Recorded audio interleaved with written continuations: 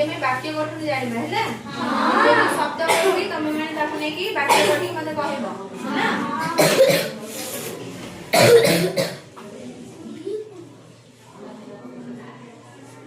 वाक्य गठन हैला अच्छा बड़ को नै कि गोटे वाक्य गढ़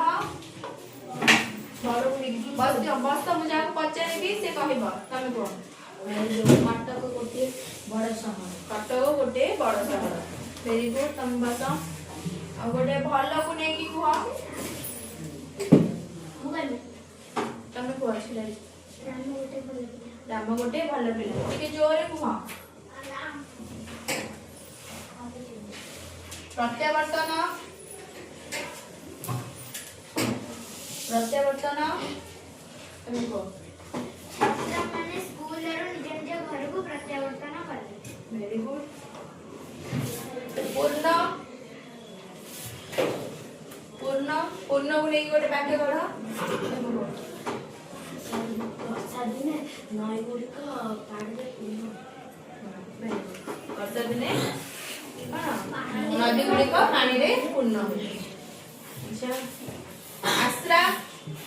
आश्रा आश्रा को नै गोटे वाक्य गठन करो तमे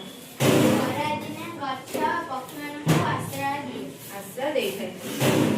अभिलाष अभिलाष अभिलाष को नै के कहबो तमे को दुई शिष्य और गुरु को निज निज अभ्यास जणाई वेरी गुड दुई शिष्य गुरु को ताकर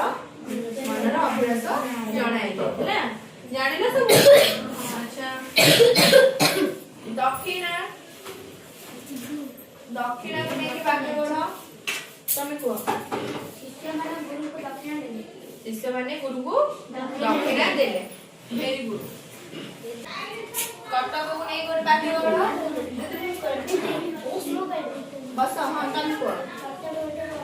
कटक गोटे बड़ शहर हैला वेरी गुड